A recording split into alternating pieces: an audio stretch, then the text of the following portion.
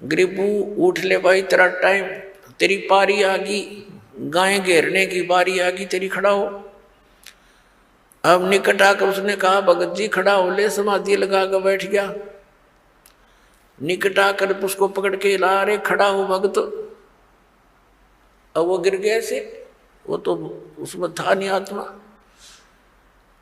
अब एकदम वो बच्चे अचंभित हुए, वो बड़े बड़े पाली ग्वाले वो आगे शोर मचाया, हाय मर गया मर गया, जादू तंत्र का दूध पी लिया, बाबा जी ने जंतर मंत्र कर दिया है। और ये तो बेटी का, लड़की का लड़का मर गया, इकलौता पुत्र, उसमें दूसरा पुत्र था नहीं। अपने आत्मा भगदड़ मच की, 2-3 ग्वाले भाग कर आए गांव में। 1.5 किलोमीटर की दूरी पर खेतों से गांव था छुड़ानी। तो वहां पता लगते ही सारे गांव के अंदर हाहाकार मच गई। छोटा सा गांव था, 30-40 घर थे।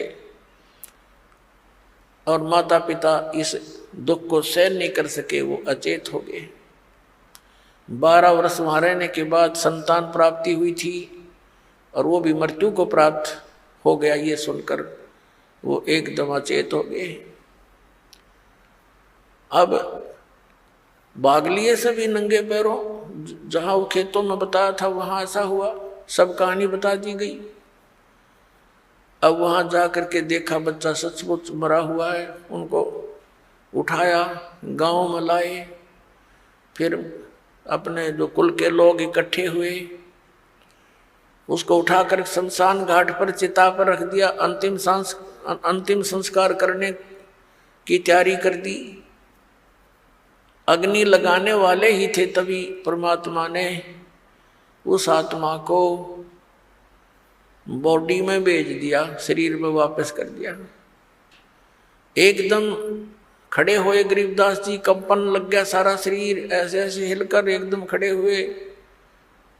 और उठकर फिर जो वाणी परमात्मा ने उनके हृदय में फीड की थी, उसी ज्ञान को बोल रहे हैं, अन्य कुछ भी बात नहीं बोलते। अनंत कोट ब्रह्मांड का एक रति नहीं भारे, सतगुरु पुरुष कबीर हैं ये कुल के सिरजनहार। अजब नगर में ले गए हमको सतगुरु आने, जल के बिंब अगाध गति हम सूते चादर ताने। अजब नगर में ले गए हमको सतगुरु आन माने आकर